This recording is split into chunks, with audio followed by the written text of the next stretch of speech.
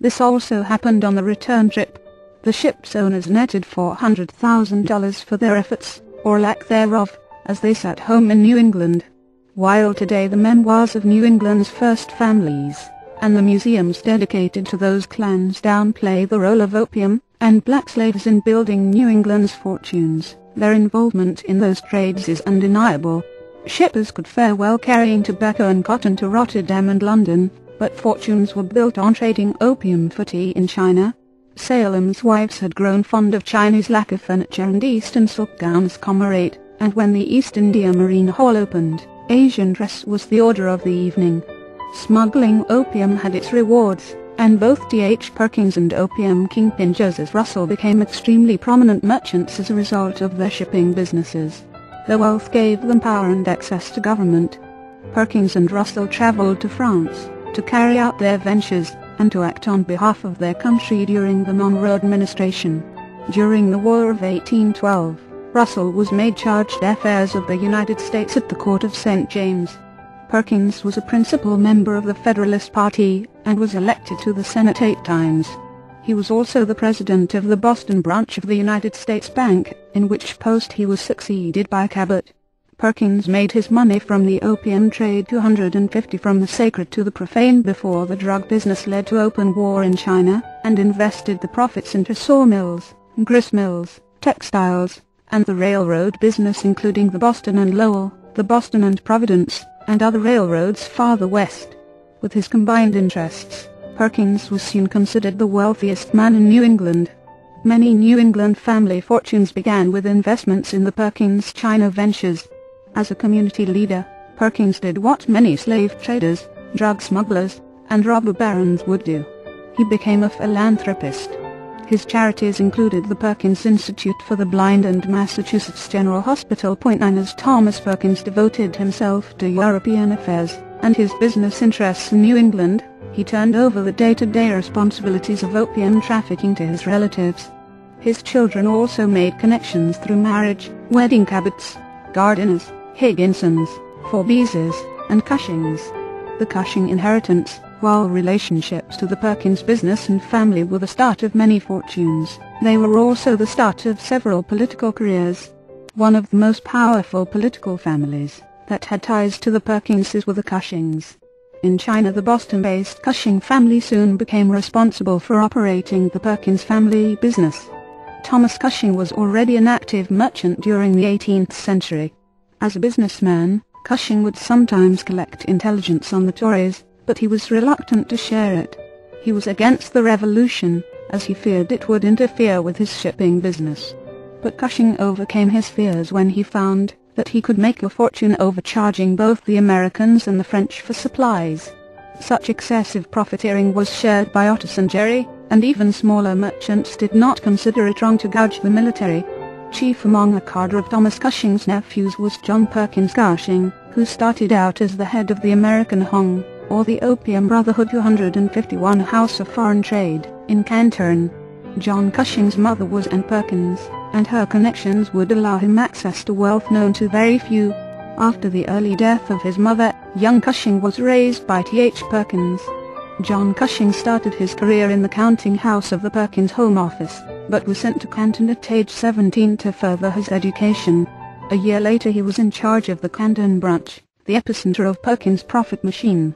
Cushing developed an early friendship with one of China's most powerful merchants, Hao Kuo, who was head of the Ko-Hong, the community of Chinese merchants.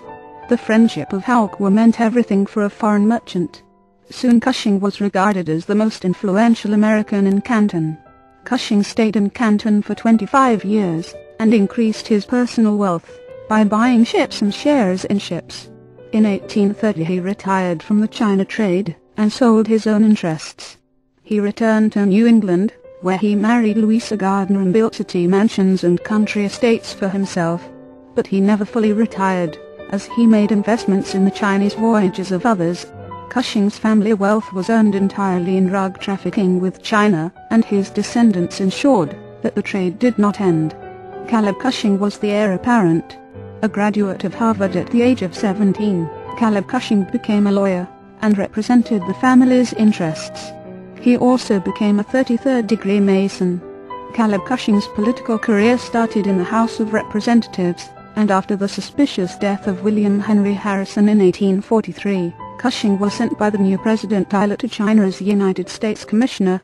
In China, Cushing did more to represent the Perkins-Cushing interests in the opium smuggling business than the interests of his country. China, beaten by the British Navy in the war, lacked the ability to stand up to the threats of Cushing. The country granted American ships the use of 5 ports. Cushing went on to promote war against Mexico, plot with secessionists, and conspire against Zachary Taylor. The death of Taylor elevated Cushing to Attorney General of the United States. 252 From the sacred to the profane. The Sturgis family. At the same time that John Perkins Cushing was beginning his career in the opium trade, another Perkins relative was also achieving success. The Sturgises were one of the first families of Massachusetts, claiming descent from Edward Sturgis, who arrived in 1630. The family started in farming, but the marriage of Russell Sturgis to Elizabeth Perkins, Thomas's sister, ensured the Sturgis family's fortune in the shipping business. Thomas Perkins would invest with Russell Sturgis in the Hope, and Sturgis set sail for China. Meanwhile, one of Russell's sons, James Perkins Sturgis, was sent to the island of Linton, just outside of Hong Kong, to manage the storage facilities for all the opium traders. Because opium importing was illegal, Linton served as what might be called a drop house, a large terminal for all the ships carrying opium.